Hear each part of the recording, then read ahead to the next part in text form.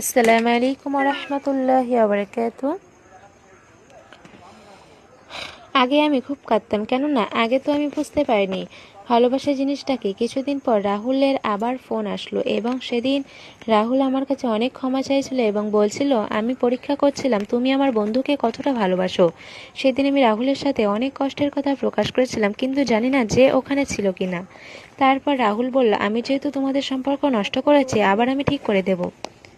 পরের ভিডিও কে কে দেখতে চাও এবং কমেন্ট করো, এবং কেমন লেগেছে গল্পটা প্লিজ বলো। ফি আমানিল্লাহ।